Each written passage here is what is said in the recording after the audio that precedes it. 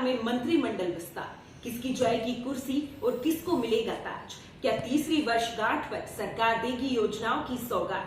सरकार और संगठन की नीतियों को लेकर खास चर्चा में आए हैं वरिष्ठ पत्रकार अत्रे कुमार दाधीच। देखिए ये खास चर्चा। नमस्कार, न्यूज के एक्सप्रेस में आपका स्वागत है। मैं हूं आरसी गौड़। आज राजस्थान सरकार के जो मंत्रिमंडल के विस्तार को लेकर सुर्खियां बनी हुई है, इस विषय पर चर्चा करने के लिए हमारे साथ में वरिष्ठ पत्रकार अत्रे कुमार दाधीच। आइए बात करते हैं राज्य सरकार के मंत्रिमंडल पर क्या है विश्लेषण। आपका क्या विचार? देखो, अभी राजनीति में ऐसी कोई घटनाक्रम नहीं है, लेकिन राजनीति का एक सिद्धांत है कि ठहरे हुए पानी में जब तक पत्थर नहीं मारा जाता लहर नहीं बनती। वो का वो राजनीति में है। अभी जैसे राजस्थान सरकार की जो मुखिया है अशोक गहलोत, एक बार गए दिल्ली जी और CWC की मीटिंग में गए। उनकी किसी भी बड़े नेता से कोई वार्तालाप मंत्रिमंडल या अपने निगम बोर्डों के गठन मामले को लेकर के नहीं हुई। ये सिर्फ कपोल क्रियाएं हैं जो अखबारों में प्रसारित हो रही है। मेरा व्यक्तिगत मानना ये है कि दीपावली तक बोर्ड और नगर निगम ये हैं जो आयोग बोर्ड मंडल, उनमें नियुक्ति होने का संभावना हो सकती है। इसका मतलब है कि हाईकमान से गहलोत जो दिल्ली गए वहाँ चर्चा कुछ न कुछ तो हुई है, हरी झंडी तो मिली है। नहीं, उनको तो पहले से ही फ्री हैंड कर रखा है। उनपे किसी प्रकार की कोई पाबंदी नहीं है और ये सिर्फ काल्पनिक घटनाएं हैं जो लोग बताते हैं कि नहीं साहब वहाँ से दिल्ली से वो लेना पड़ेगा, ऐसा कोई नहीं है। ये जिस वक्त भी जाएंगे, जिसको भी चाहेंगे बना सकते हैं। अभी जैसे टापसू का एक कार्यक्रम था जिसमें पूर्व मुख्यमंत्री सचिन पायलट ने संबोधन में भी इस बात को रखा है कि मंत्रिमंडल में विस्तार होगा जिसमें एक दलित चेहरा भी शामिल होगा। तो इस बयानबाजी से ऐसा महसूस होता है कि शीघ्र से शीघ्र मंत्रिमंडल का विस्तार होने वाला है। मंत्रिमंडल के चेहरे भी क्लियर हो गए। ये चीज तो सब चाह रहे हैं कि मंत्रिमंडल का विस्तार होना चाहिए, लेकिन मंत्रिमंडल का विस्तार मेरी व्यक्तिगत जानकारी है, ये 3 वर्ष की वर्षगांठ जब मनाई जाएगी उसके आसपास मंत्रिमंडल का विस्तार किया जाएगा। मेरी व्यक्तिगत मान्यता है ये। उस वक्त संभावनाएं प्रबल बनती है कि मंत्रिमंडल का विस्तार उस दौरान हो जाएगा।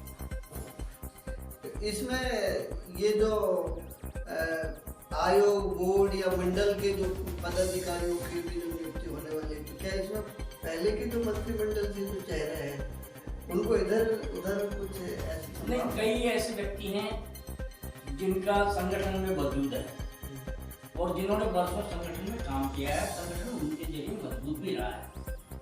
तो ऐसे व्यक्तियों को संगठन में अगर किया जाए तो उससे जो अभी डल पड़ा हुआ संगठन है उसमें ज्ञान आएगी। और ये ऊपरी नेताओं का ये भी हाल है, वो भी ये चाहते हैं कि पार्टी को थोड़ा ऊंचा उठाया जाए। तो ये जो तीसरी वर्षगांठ जो मनाने जा रही है सरकार, इसमें प्रदेश की जनता को क्या सौगातों की कुछ मिलने वाली ऐसी उम्मीद है?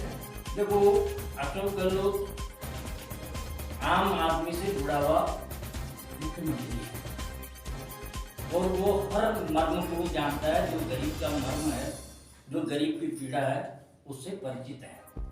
अब उन्होंने हमेशा ये कोशिश की है कि कैसे गरीब का दर्द दूर किया जाए।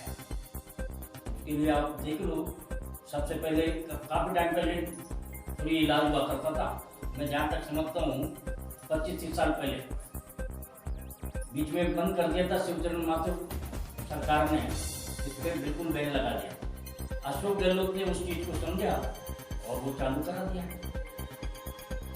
अभी इंश्योरेंस वाली फ्री 5 लाख तक का इलाज, ऐसे ही कई सारी योजनाएं जो आम जन से जुड़ी हुई है। यही जैसे चिरंजीवी योजना को लेकर आप जो बता रहे हैं, तो इसमें तो कई शिकायतें आती है कि जो अस्पताल वाले हैं उन जो चिरंजीवी योजना के जो लाभार्थी हैं, जो पात्रता है, उन लोगों के लिए वो परेशान करते हैं। नहीं, तो इस पे सरकार का कोई एक्शन है? अब उसके लिए पोर्टल जारी कर रखा है। आप ऐसी कोई बात होती है तो पोर्टल पर शिकायत करिए, तुरंत कार्रवाई होती है।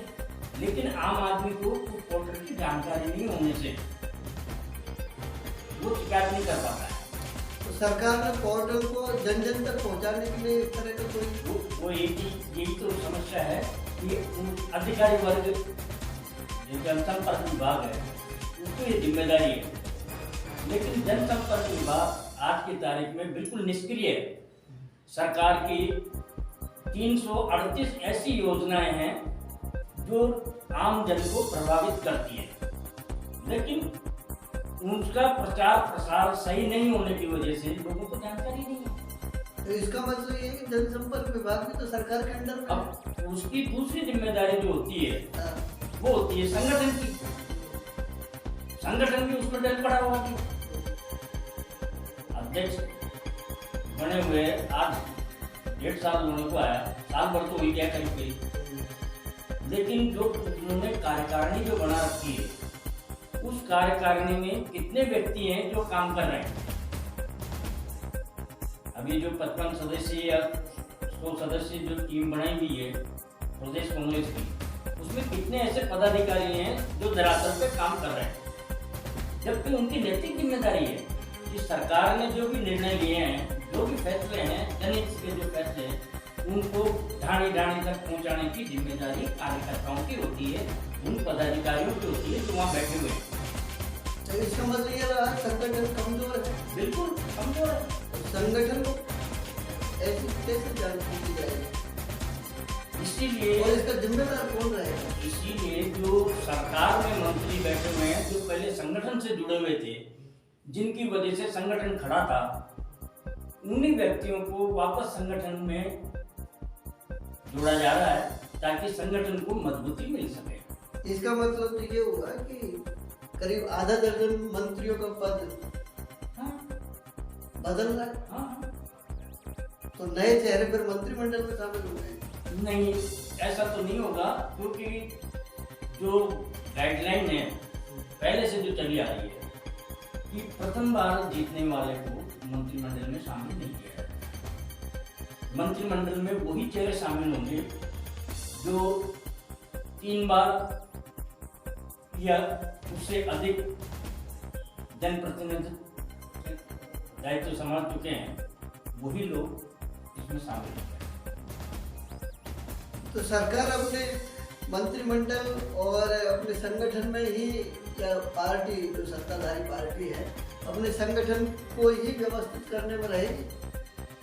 नहीं, सरकार जन के फैसले तो ले रही है। अभी आप देख लो कोरोना में किस तरह से काम हुआ। आज पूरे हिंदुस्तान में नंबर 1 राजस्थान चल रहा है। इलाज के दौर में देख लीजिए या वैक्सीनेशन के मामले में ले लीजिए